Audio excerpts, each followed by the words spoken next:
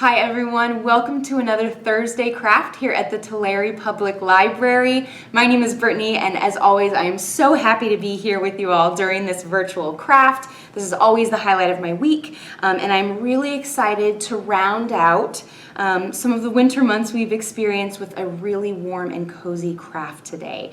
So what we're going to be doing today are cup of cards. This is the first go around that I did, and they're just backed on paper here. So we've got a greeting card, or any card of your choice really, for any purpose. We've got a cup of tea, and then right below that we've got a cup of cocoa with marshmallows. I found this craft, or was inspired by the craft that is listed in Paper Made, 101 Exceptional Projects to Make Out of Everyday Paper by Kayte Terry. For those of you that did the signed, sealed, and delivered accordion book with us some months back, you will recognize this book because this I found in here as well. This is such a fabulous book for paper crafts. It is in our collection and available for checkout. So go to your app, go to the website, give staff a call here at the library, and put this on hold, especially if you're looking for some fun paper crafts to do at home. Now, I'm going to turn to page 130 here, where I have my cup of tea card. The card that is indicated and listed in this book is just the first one that I did here, which is the cup of tea. I have added my own little flourish here of adding the little tea bag, or the little tea bag holder rather. And then I thought to myself, how can I really customize this and use the same guideline but make something that's completely or a little, not completely, but a little bit more my own. And that's how I came up with the cup of hot cocoa and the marshmallows here. So a really fun craft. Keep in mind that you can always customize however you prefer. That is the great thing about crafting when you learn some of the basics. So I am going to switch to a bird's eye view here. We are going to go over all of the materials that you would have picked up in the craft bag if you were able to grab one of those. And I will also give you alternatives or list the materials that we are using so that if you are, if you don't have a craft bag but are looking around to figure out what materials you can find at home, you will be completely prepared. So let me go ahead and switch for y'all here. So as always, I have my handy glue gun here plugged in, warm, and ready to go. I have a nice pair of scissors for cutting out the shape of my card. I have a pencil and eraser. To write tea on the tea bag, I do have a fine point Sharpie pen. You can use any type of pen that works. And then I tend to like to freehand my cards, but if you wanted a really neat straight line just to make sure everything is organized and in order, you could have a ruler handy. I have that here just in case, but I'm going to move mine to the side. Now, if you picked up a craft bag with us at the library here, then I'm going to go over what would have been in that craft bag. And again, I will give you alternatives if you are doing this craft from home and didn't have access to our craft bags here. So if you picked up the craft bag, there are 2 pieces of manila folder here. My guess is this is about 6 to 7 inches to about 9 or 10 inches perhaps. You can customize the size of your card, so this doesn't have to be exact. The main necessity is just that you have a card that opens and has the fold right here. I tend to find that cardstock is a little sturdier, better, but if you just had paper to use, then you could do that as well. So I have 2 here, one for my cup of tea, one for my cup of cocoa. If you picked up the craft bag, there are probably about 14 or 15 little strips of craft paper here. So I got these from Michael's quite some time ago in their scrapbooking section. You can get a large sheet for about 70 cents, and I just cut these to be about 5 or 6 inches or so. You can do the width of your choice. If you have construction paper at home, you can use construction paper. You could use printer paper and draw your own designs. If you didn't have the pre-designed scrapbook paper, you can really customize it to your liking, which is really great. But those are our pre-cut strips that we're going to be using. Cotton ball, or you have 3 little white pom-poms here. You can use either or, and I wanted to show you how to use both in case you got one or the other. If you're at home and you don't have either of these things, you could just use crumpled construction paper, you could use a bit of yarn, anything that's going to indicate that it is a floating marshmallow. You could even cut little squares out of white paper and just glue those. Then we have a strip of this lovely gold cardstock. This is going to be our hot cocoa. And if you got the craft bag, we have just a bit of this cording here. If you're at home and you didn't get the craft bag, you can use yarn, you can use thread, or you can just leave this T-tab off altogether. I thought it was a little fun addition, but it's definitely not necessary if you just wanted to do the card. All right, so those are all of our materials. So let me go ahead and move things aside here and we are going to get started. So the first thing we want to do is draw the cup onto our cardstock. Now, since I have my pre-cut pieces of paper, I'm going to lay these down and kind of see what sizes I'm working with to know about how large to cut my card. So this tends to be the general width here. Some of them are all different sizes. I try to do my best, but I'm not perfect. So I'm going to mark off that this should be the size. So I'm going to go ahead and do my teacup first, and then we'll go ahead and do the cup of hot cocoa. So what you really want to keep in mind is that you need a handle on your teacup. So I want my cup to start right about here, and then go about the width of what my shortest paper is here, which I see is about here. So I'm just going to make those markers for myself, move this aside. Then again, you can use your ruler, but I'm just going to freehand it because I like doing that. It feels nice and free to craft that way to me. I'm going to do a straight line across, which is going to be the top of the teacup. I'm going to do a line down the side, which is going to be the side of the teacup. I want it to come down to this mark that I made here, so I know that it's about the right height. I'm going to stop here because I'm going to round the bottom. I'm going to do the other side here, bringing it down to the mark that I've created. And then when I get here, I'm going to do a rounded bottom. So I'm just going to kind of do a half circle here. You can make this any shape that you want though. If you wanted to do a more delicate bottom, you could do that. If you wanted it to be a thinner teacup, if you wanted it to come in and then have a bottom like that, then you can do that. Whatever your preference is. That's the beautiful thing about making this so customizable. So for me, I'm just gonna get rid of this additional option and just cut as I've done. Okay, so I've got my teacup shape. Now what I want to do is create my handle. So I'm really just doing a half circle, and it's including the fold of the paper. I was figuring out the best way to say that. So what's going to keep our card connected is this fold here. So you want to make sure that when we're drawing, let me just draw and explain as I go. I want to do a half circle here, a teacup, and I don't want my circle to end before the teacup because I want this to be included. So I'm just going to go down further here, and then I'm going to bring it down so it looks like a teacup handle. And then what I'm going to do is for the inside of the handle, I want to make sure that there's a nice thick border here because that's what's going to keep my two sides connected. If I cut into this, then it'll just be two separate pieces of paper. So I'm going to make sure I leave that border, I'm going to start here and I'm going to do a nice broad handle here and then just follow the outside lines into my teacup. And then I'm going to darken this a little bit because this is where I'm going to be cutting. We want to keep the border here between the teacup and the handle. So I'm going to go ahead and get started with cutting this.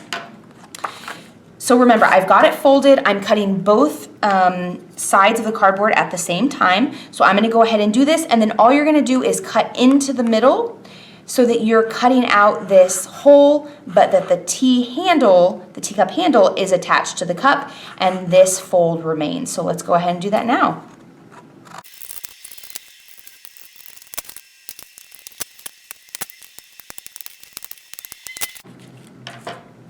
All right, everyone, so you will have noticed that if you are cutting cardstock, it can definitely be a little tricky, but it's good. It builds up that hand strength, it builds up that forearm strength. So just like we discussed, you'll notice that I have my card cut out. When I unfold it, because I've kept this border here, making sure that that stays attached, that's what's going to provide my greeting card. And just as best you can, I know sometimes the edges can be a little messy here, but just do your best. If you had an X-Acto knife at home, that could be a little bit cleaner, but I think for our purposes, it looks great. All right, so now what we're gonna do next is choose you know what? I think I'm gonna let me go ahead and do my mug. I'm gonna do the hot cocoa at the same time. That way we're doing all of the steps together and I can choose the best pieces of paper. So let me go ahead and get started here. So we've got our teacup. I'm gonna put this to the side. We've got our mug of hot cocoa. And I think this was implied when we first started, but before you start drawing, you wanna make sure you know where your fold is because that's where you wanna draw. If I drew here, and then cut this off, it would be two separate pieces. So I just wanna make sure that my fold is on the left-hand side. Okay, so for my mug of hot cocoa, keeping room for the handle on the left-hand side here, I'm gonna do my cocoa mug just as a rectangle, really.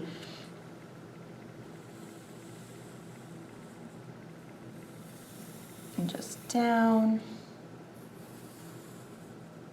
Okay, now that I've got my cup, I'm again gonna do my mug handle. So just a half circle, making sure that I'm gonna keep a nice long border here. So I'm gonna go down a couple of inches, start and come back. And then again, when I draw the inside, I wanna make sure that there's a nice thick border there so my card stays connected. And the inside. And then I saw that looked a little uneven, so I just adjusted a little bit. All right, so same as last time, I'm gonna go ahead and get this all cut out. I'm folding in the middle of the handle here. I'm gonna do a little V shape to give myself the space to reach my scissors through, unfold, and then continue cutting that out.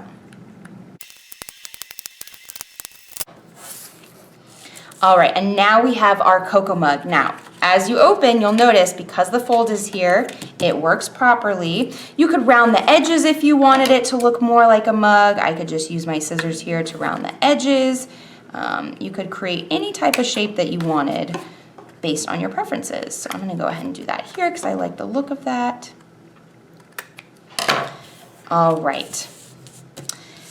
Now, for the cocoa mug, I have found that it is the best to add the cocoa and the marshmallows first and then work your way down. You could add all of the striping on both and then add the cocoa on top with the marshmallows, but just for the sake of kind of doing it the way I feel comfortable, I'm gonna start with this, but again, you can adjust. So what I'm gonna do with this piece of cocoa paper is to align it in the corner of my mug here.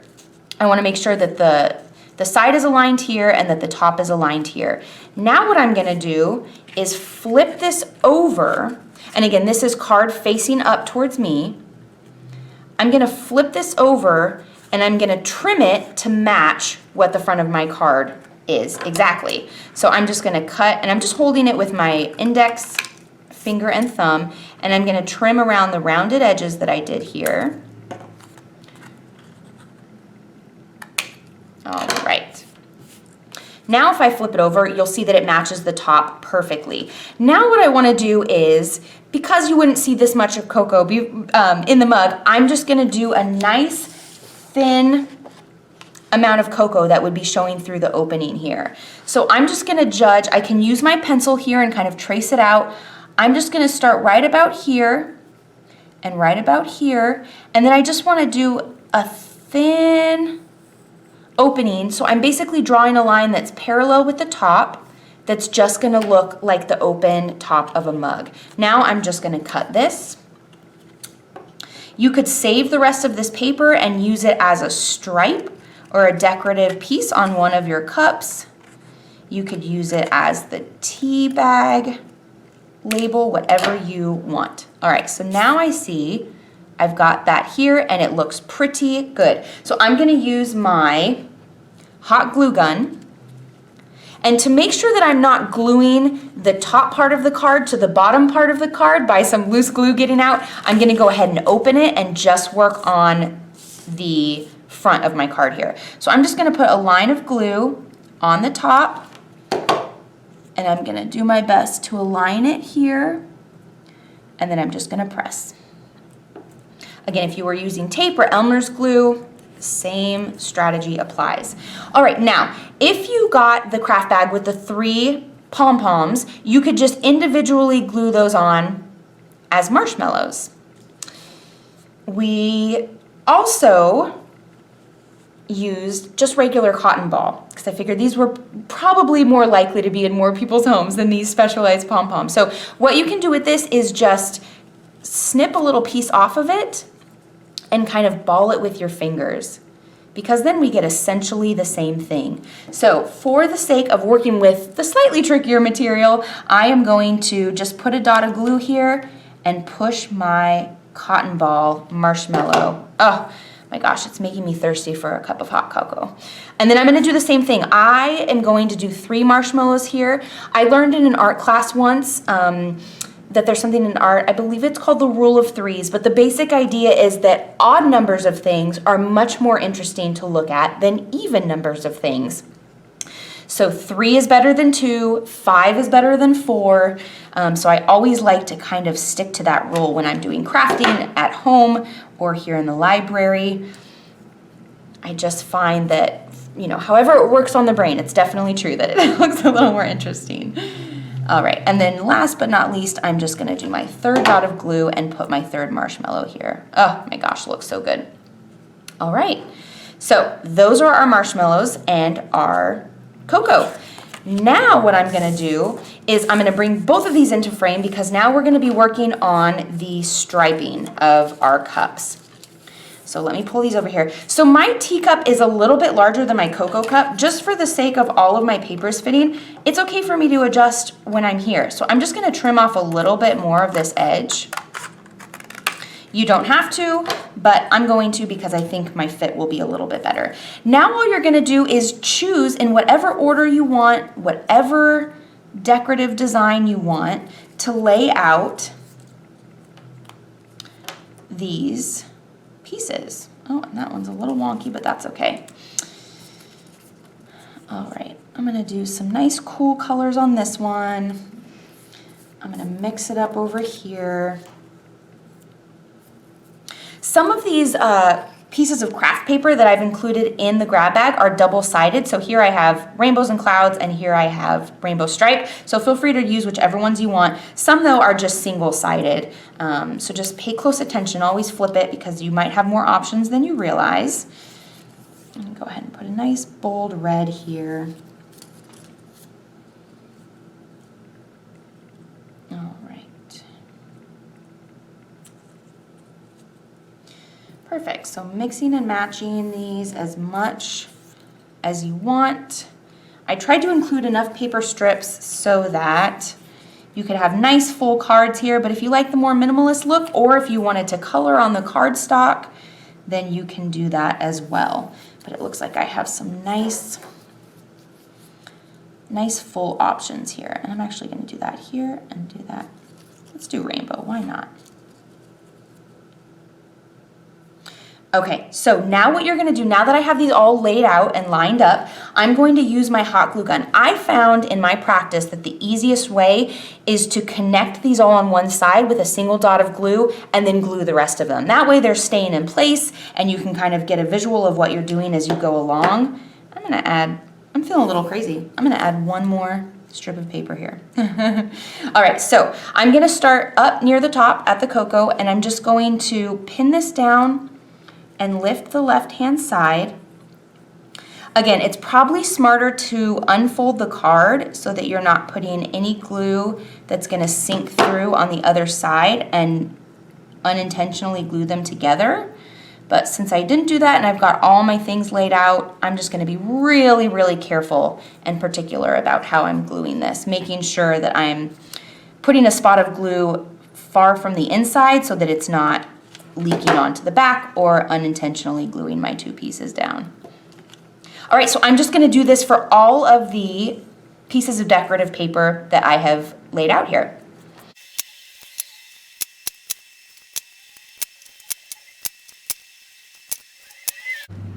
All right, so I've got all of my sides attached. Now I'm just gonna go through and completely secure all of my strips.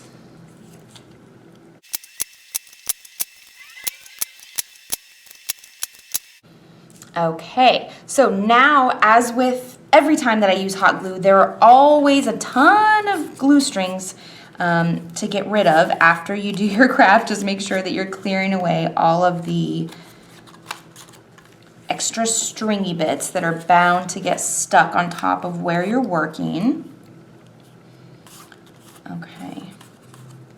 Now, what I'm quickly gonna do before I go any further is I'm gonna take my pencil eraser, and around the strips that I've cut, I see some pencil marks where I wasn't as clean of a cutter as I meant to be. I'm just going to go around and make sure that all of those pencil marks are removed. I notice for me, especially around the handle here, when I didn't cut as cleanly as I marked out, I just wanna make sure that before I put the finishing touches on my card, those are all gone so that it looks clean. All right, looks like I got most of them off there. And then let me go ahead and do the same for the T here. So I'm just getting rid of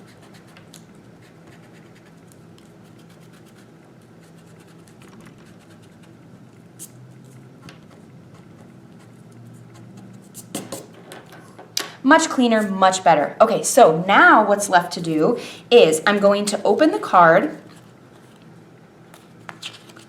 so that the front is facing me, and you'll notice that you can see all of the overlay or everything that's hanging off that's extra. So I'm just gonna use my scissors and trim all of those away.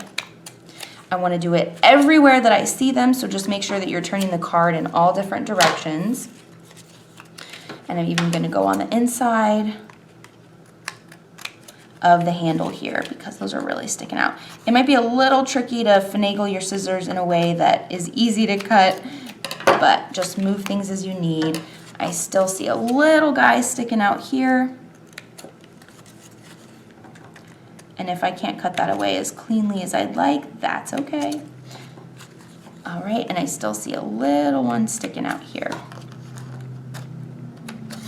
All right, so now when I turn the card over, you will see a nice, clean, trim mug. So I'm gonna go ahead and do the same with the tea cup here.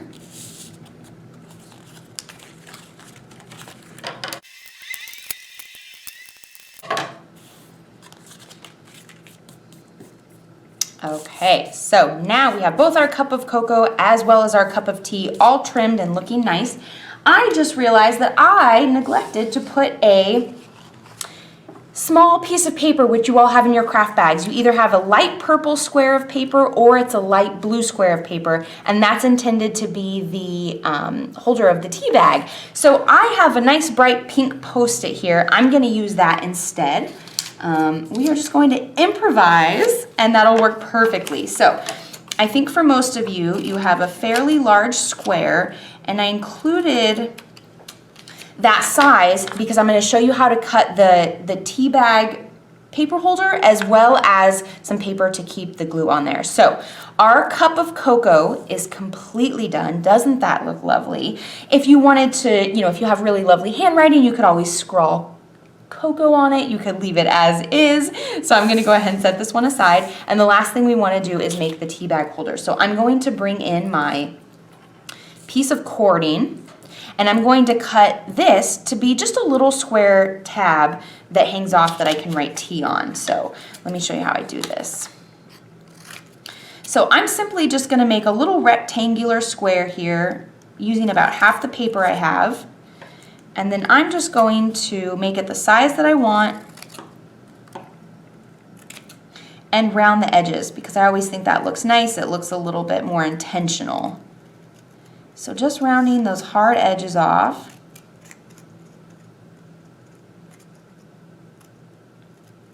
All right, this is our tea. Now, what I want to do is use my fine tip pen. For those of you that have lovely penmanship, you can make this as decorative as you want. I'm just going to go all caps, bold, legible, tea. Okay. Now you can use the scraps left over from that piece of paper. You just want about 2 little squares, and I'll show you what we're going to use each of those for. So you want one of the squares just to be smaller than the tea bag handle that you've created here, and the other one can be any size that you want. So if you got the craft bags with us, you'll notice that your cording is in the shape of a U. I did that because I find that the easiest way to make this really fit the shape is to glue it so that one side is on the inside of the card and the other side, the U curve here is coming up and over, and then that way your tea bag hangs down very nicely. So what I'm gonna do is I'm gonna trim this.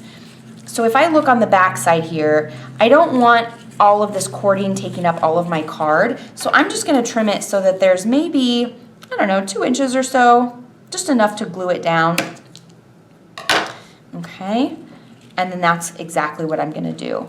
So again, you just kind of want to make sure that it's that you're gluing it in a way that it flips to the right side. I like when it comes over and down towards the outside of the cup, so I'm going to glue it down just like this. I'm going to use my finger, my index finger and my thumb to kind of hold down where I want it. I'm going to put a spot of glue on this cord, and then I'm going to use this little piece of paper to pin it down. Not totally necessary. You could technically just glue the string, but I find that if you have something to affix it, it stays a little bit better and tends to give you the confidence that it's a little bit more secure. So there's that. Perfect, and you'll see this nice tea bag hanging over. Again, I'm gonna trim it just a little bit because I want my label to be right about here. Now what I'm going to do is glue my little T marker here and use this, I'm going to turn this down just to make it small enough, to affix it on the back, because again, it makes it a little bit more sturdy, and the nice thing about it is you have something to cover the glue and you're not just holding glue waiting for it to dry. So I'm going to go ahead and flip this over the way, so I'm going to hold it on top of the string here. I want it to be glued about like this. Okay, and then just for ease of effort, I'm going to keep it pinned, glue the back side, and then put my piece of paper right over that glue so that I can press down on something and know that it will be secure. Okay, so if I have held that right, which I hope I have, yes! When I flip it over, it is going to say tea, and I will have this lovely little extra detail that shows that I put a lot of thought into my tea card here. So these are both of them together. Let me clear away the scraps here. This is our warm cup of cocoa with marshmallows, and this is our lovely steaming cup of tea.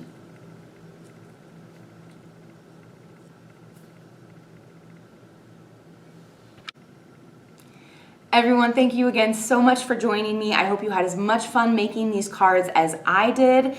I hope that you're either displaying them in a place that makes you really happy, or even better, that you are using them to send words of love to someone that means a lot to you in and during these times. We would love to see what you ended up making on your own, even though everyone had the same materials. The beautiful thing is that everyone's is gonna look slightly different. And just a notice for our February craft, the long-awaited paint night is back. Kat is going to be hosting a virtual paint night on the 3rd Thursday of February. We will have craft bags that you can take home for those, so stay tuned to our social media for announcements of when those will be put out. And then I will be joining you all again in March. So until then, take care of yourselves, and I look forward to seeing you then. Bye.